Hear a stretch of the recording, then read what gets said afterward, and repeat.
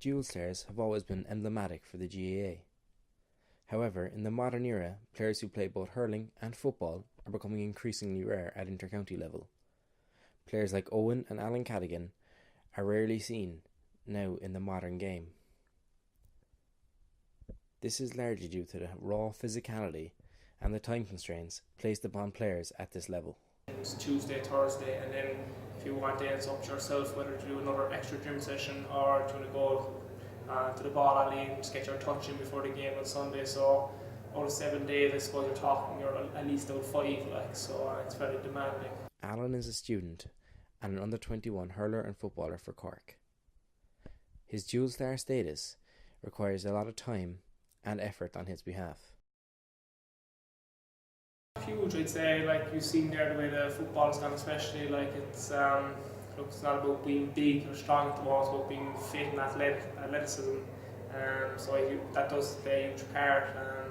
Playing hurling and football, you're going to be out 4, 5, 6 nights a week, so the demands are fairly high. But with a good schedule and if there's communication between managers, it's definitely possible. But definitely the way the game has evolved over the last couple of years, it's fairly intense in the body.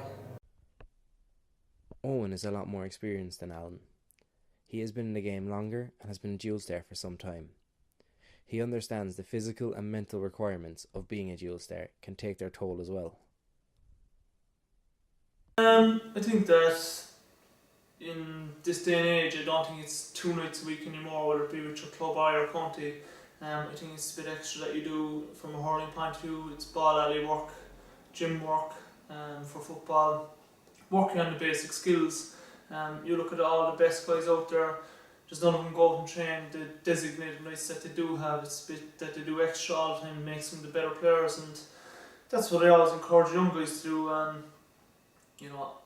I see guys before they'd go to a hurling session, they'd leave the hurley done, they wouldn't go near it till the Thursday night or the Saturday when there's a game, and you always need to have it in your hand. I was always told to have it as an extension of your arm, which was probably something I used to probably laugh at when I was younger, but it was extremely true in the sense that you always have to be just pucking, or from a football point of view, the skill level has, increased in the last couple of years, that defenders no longer have to just defend, they're an attacking option as well, and you have to be able to kick the ball, deliver the ball, defend, and even take a score if the opportunity ever arises.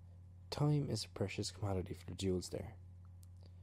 Luckily, in Cork, there seems to be a happy balance between both hurling and football, allowing players like Alan and Owen to compete at the highest level in both. I suppose a big thing is, especially in Cork, would be for every manager would be the communication. That's a big factor, between hurling and football. And luckily enough, with in Cork, Brian Cupper and Jimmy Murphy, for Owen, for instance, he's lucky because it's all laid out for him, and communication is a big factor. But for some counties, that wouldn't be the case. They're just saying, look, you pick hurling or you pick football, that's it. So look, we're very lucky in Cork at the moment.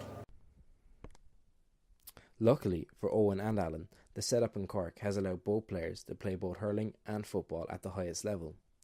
Unfortunately, Cork seems to be the most progressive county in this account, as most counties don't allow players to play both. I probably think the workload is probably so high, both with club and county, that the demands of it are so much put on the players that they probably focus themselves on picking one so they can get the most out of it.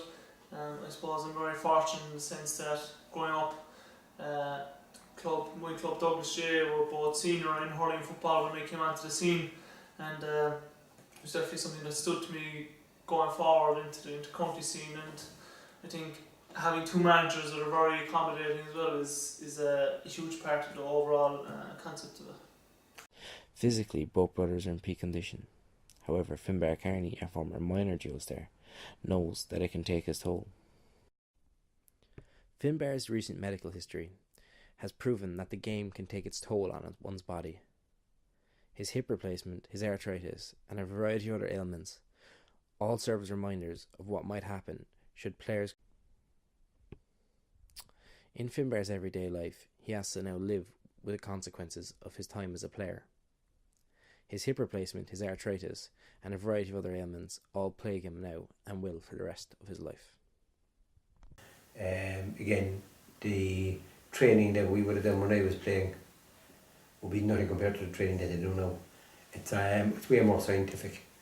When I was playing, we lapped to the pitch and sit-ups and push-ups and stuff like that, whereas now all guys playing at a high level in clubs, they do gym work, their training is much more focused, and they'd have a guy with a much greater knowledge of physical fitness doing it rather than one of the lads in the club, you know. Go.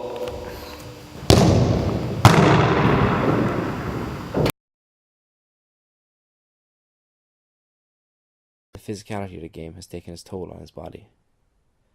He has arthritis in both knees, his hands, and he recently had to get his hip replaced. He knows all too well the dangers of the game. Well, apart from the fact that I'm crippled with arthritis, I've had a good couple of injuries over the years as well, but at the moment I have arthritis in my left knee, a little bit of my right knee, and I've just had a hip replaced from arthritis, and that's all down to playing. Well, guy playing both hurling and football, even at club level, is under enormous pressure in terms of fitness and keeping in shape. The training that they do now is fairly intense, and you have to play both. You have to be at a very, very high level of fitness, and that obviously opens you up to more injuries and stuff like that. The fitness levels have increased tremendously. Players are now bigger, stronger, fitter, faster than they would have been sort of 10-15 years ago. And that, at the top level, that actually leads to a shorter kind of spell playing at the top level. Most players now at the top level, if they get 10 years out of it, they get a lot, whereas previous to that you'd have got maybe 15, you know. At inter-county level you're lucky to get maybe 7 or 8.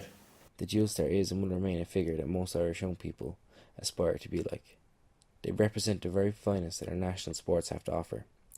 However, the dangers and the effort required for both counties and players to sustain the level are always increasing.